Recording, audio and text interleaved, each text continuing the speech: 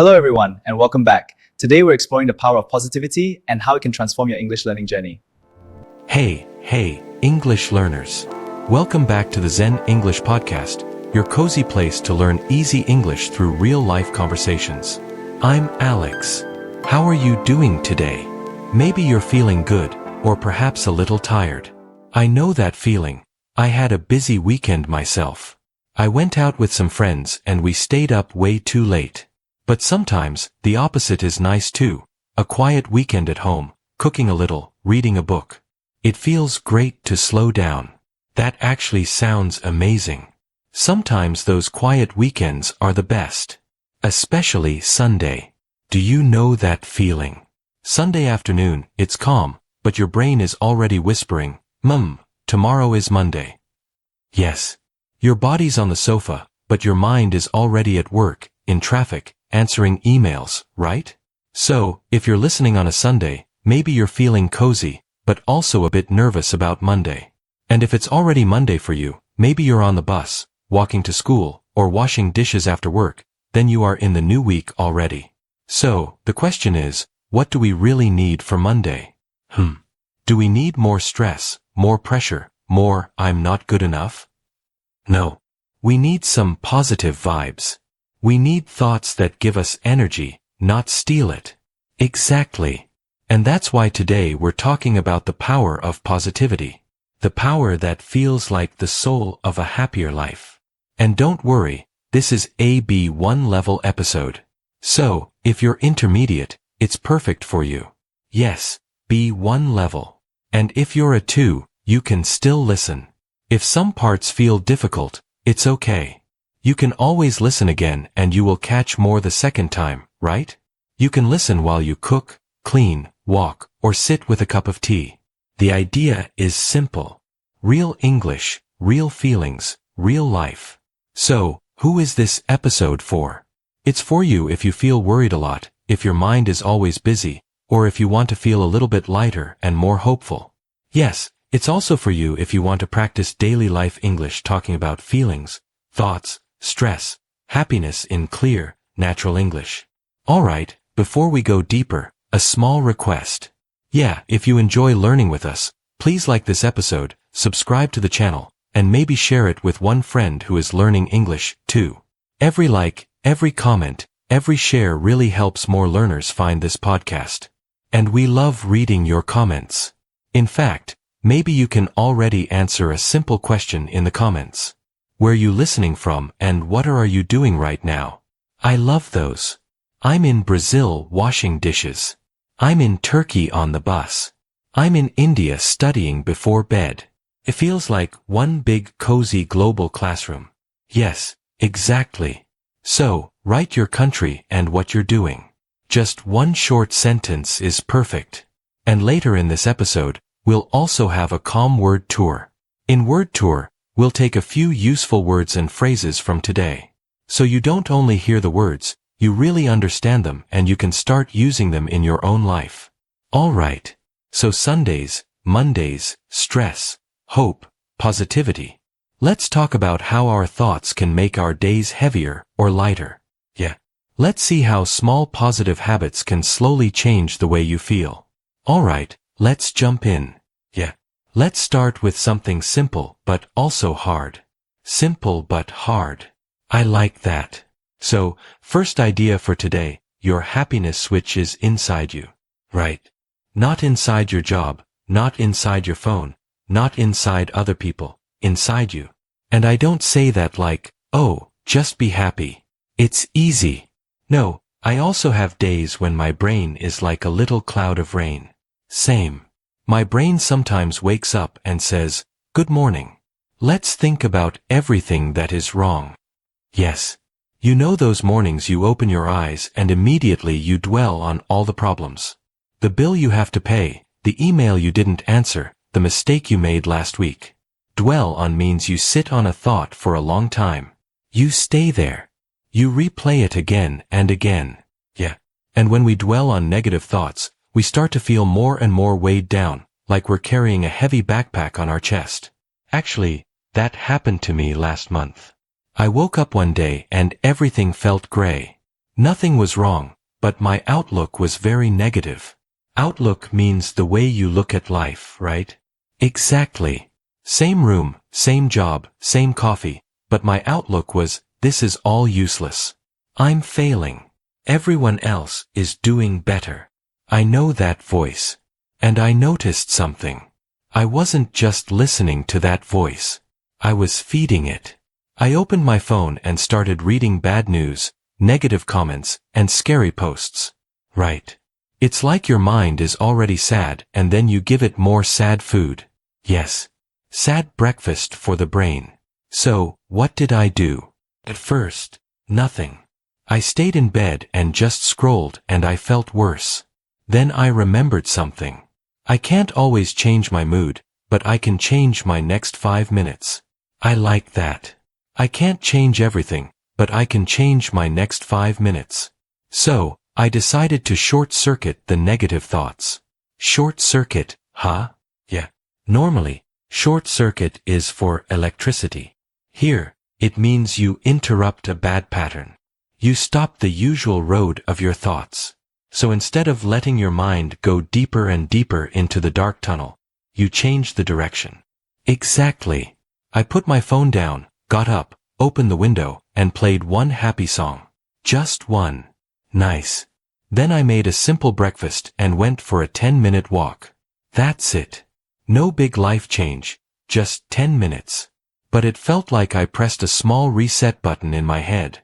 So, my life didn't suddenly become perfect, but my energy changed a little.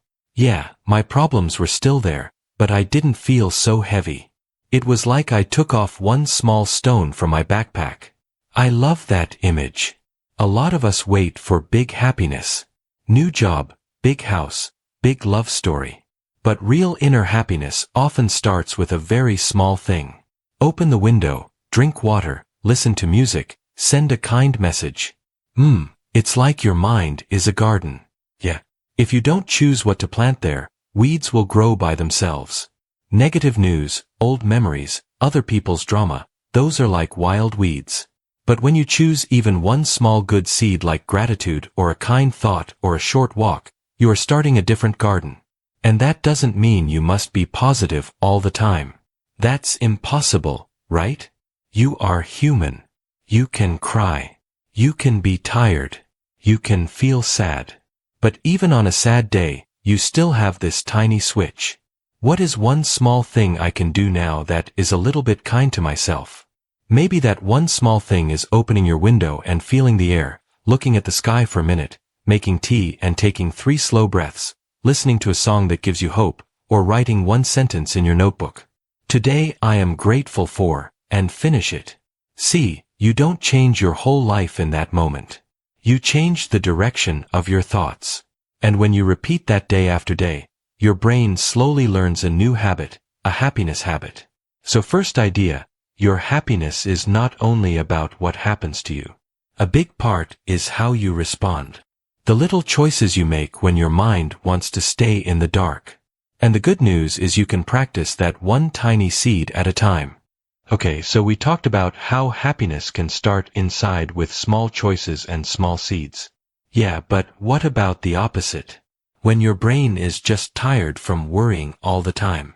Let's talk about that next. When worry makes your mind feel heavy and what you can actually do about it. Right. That heavy feeling like your thoughts are running in circles. I had a season like that. Every night my brain was busy with what if thoughts. What if I lose my job? What if I fail this exam? What if people don't like me? Exactly. I was trying to sleep, but my mind was wide awake. And the funny thing is, most of the things I worried about were things I could not control. Yeah. Same here. My brain loves to worry about the weather, the news, the economy, and strangers on the internet. The full package. One night, I was lying in bed and I realized I feel like I'm trying to control the whole world from my pillow. Oh, that's such a good picture. I was spiraling a little. Spiraling? You mean your thoughts were going down and down, getting worse? Yeah.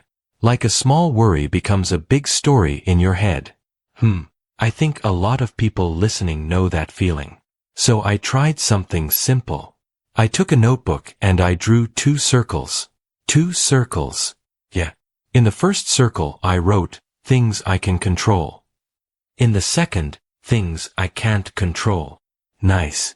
So, can control was what I eat tomorrow, how many hours I sleep if I put my phone away, what message I send to my friend, how many minutes I study. And can't control the past, other people's opinions, the world news, my old mistakes, the weather. When you see it on paper, it becomes clearer, right? Completely. I saw that 90% of my anxiety was in the can't control circle.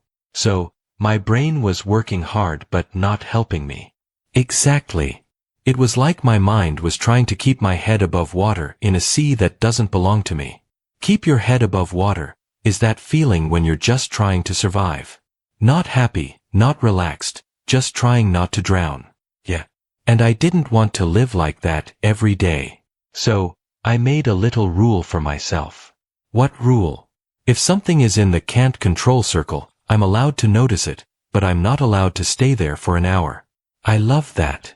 Instead, I choose one small thing from the can control circle and do it. Send one honest message. Drink water. Go for a walk. Pray. Breathe. Sit in silence for 5 minutes. It's like moving your brain from a noisy street into a quiet park. Yes. And for me, that quiet park is sometimes just sitting on the floor with my back against the wall, closing my eyes and imagining a peaceful place. Beach, forest, mountains. Usually a beach. I imagine the sound of the waves, the feeling of warm sand, the sun on my face.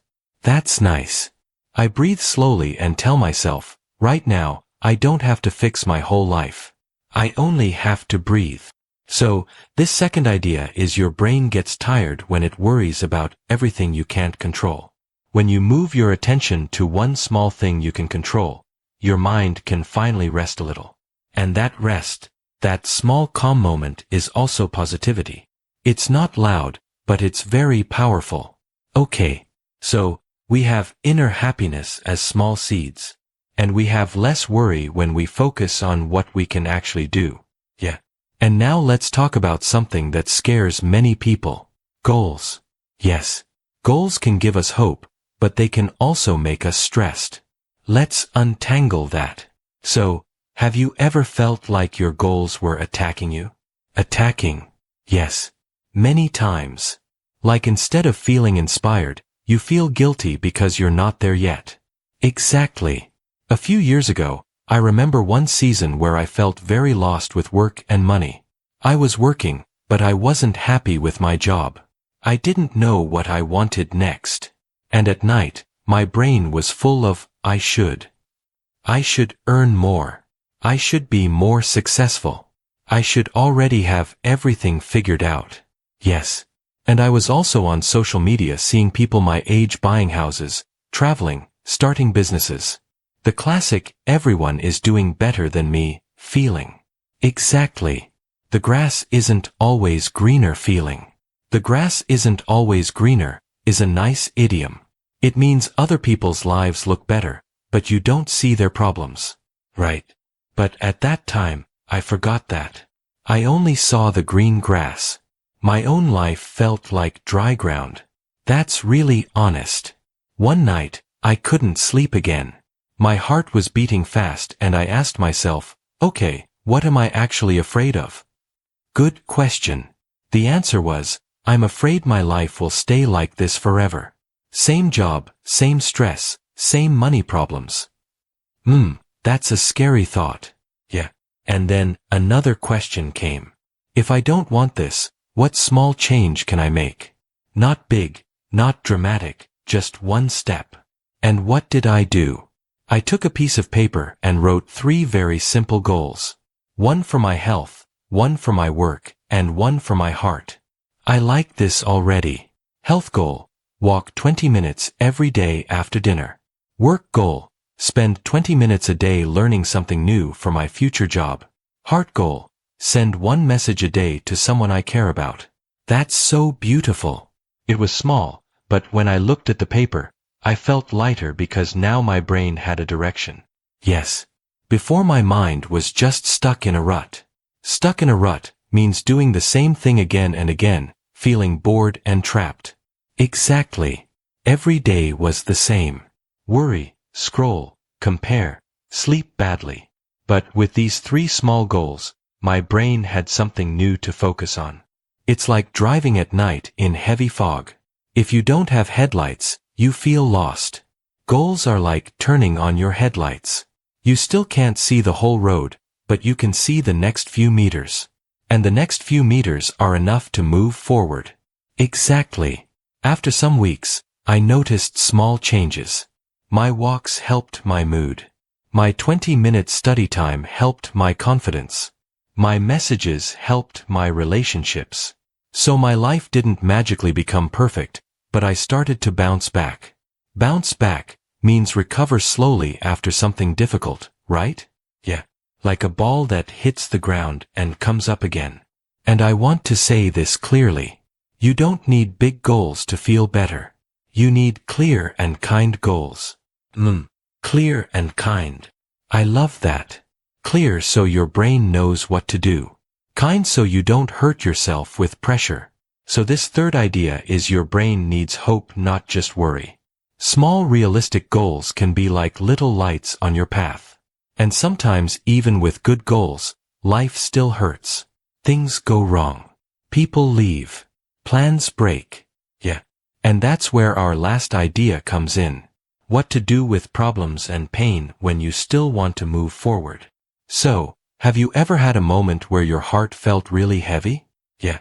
A few years ago, I went through a breakup that hit me hard. It wasn't a big drama outside. No big fight, but inside it felt like someone switched off the color in my life. I'm sorry. Thank you. For some weeks, I didn't want to do anything. I just wanted to lie in bed, listen to sad songs, and brood over everything. Brood means you think about the same sad thing again and again, and you stay inside that sadness. Exactly. I replayed every conversation in my mind. What if I said this? What if I did that? Our brain loves that game. But after a while, I noticed something. The more I stayed in bed, the heavier I felt. It was like wearing wet clothes all day. That's such a clear picture. One day, a friend called me and said, "Look, you can be sad. Of course, but you also have to move. You don't have to run, just walk." Good friend. He invited me to meet him for coffee and a walk. I didn't want to go, but I went. And that walk didn't fix my heart, but it helped me breathe.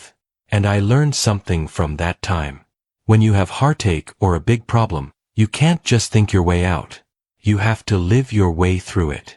Live your way through it, not just think your way through it. Yeah. Small actions, normal routine. Go back to simple things. Shower, eat, move, talk to one safe person. So, if you're going through a painful season right now, maybe a breakup, a loss, a big disappointment, it's okay to feel sad. It's okay to cry, but try not to live inside the pain 24 hours a day. You can imagine the pain like a heavy backpack. You do have to carry it for some time, but you don't have to sit on the floor and stop your life.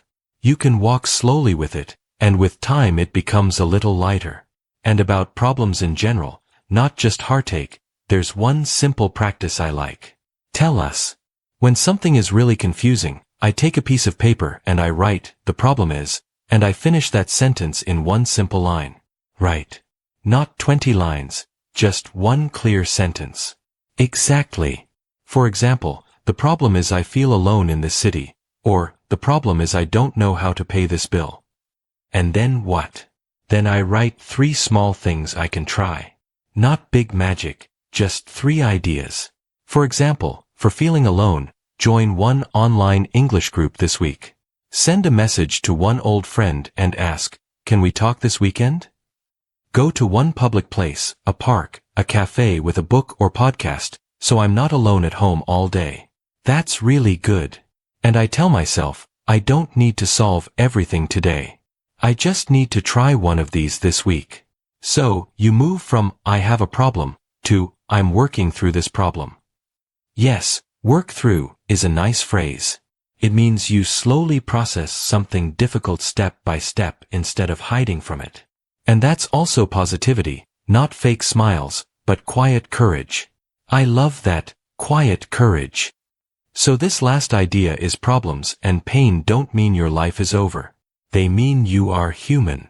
You can feel them and still move forward slowly. And many times the next move is actually yours. Yeah. The ball is in your court. That idiom means it's your turn to act.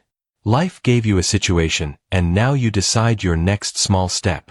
Not a perfect step, just a small kind step. So today we talked about inner happiness, worry, goals, and pain. And we used some useful words and phrases along the way. Yeah. In a moment we can slow down and do a little word tour so you can really feel confident using them. But first, just take a breath and notice how you feel right now. Okay, let's do a little word tour now. We'll take some phrases from today and make them clear and easy. The first word is dwell, or dwell on something. Dwell on means you keep thinking about the same thing again and again. Usually something negative. You stay inside that thought for a long time. For example, I try not to dwell on my mistakes all night. Or she dwelt on one bad comment and forgot all the good ones. Our next word is spiral, or spiraling. When your thoughts are spiraling, it means one small worry becomes bigger and bigger in your mind. Your thoughts go down like a spiral, and you feel worse. For example, I saw one scary news story and then my mind started spiraling. Or when I'm tired, my thinking can spiral very fast into negative stories. Our next phrase is stuck in a rut. If you are stuck in a rut, it means your life feels the same every day and you feel bored or trapped. You don't see a new way forward. For example, he felt stuck in a rut at his job doing the same tasks for years. Or, I knew I was stuck in a rut when every day felt exactly the same. Our next phrase is keep your head above water. This means you're just managing to survive a difficult time. You're not relaxed, but you're still going. You're not drowning, but it's hard. For example, with work and family, she's just trying to keep her head above water. Or when money is tight, many people only think about keeping their head above water. Our next phrase is bounce back. Bounce back means you recover after something bad or difficult. You feel weak for a while, then slowly become strong again. For example, it took time but he bounced back after losing his job. Or you can bounce back from mistakes in English if you keep practicing.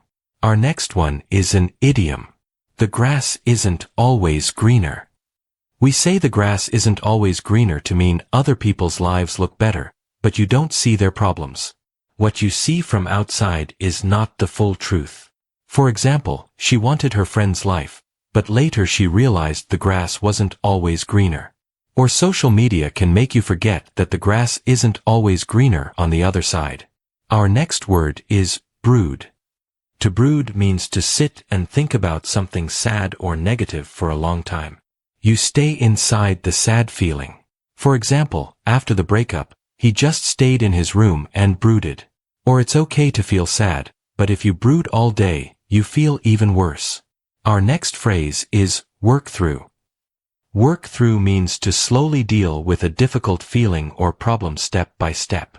You don't run away from it. You take time and process it. For example, she needed time to work through her fear of speaking in English. Or it can take months to work through heartache, but small actions help. And our last one is the idiom, the ball is in your court. This means now you must decide or take action. It's your turn. Other people did their part. Now it's your move.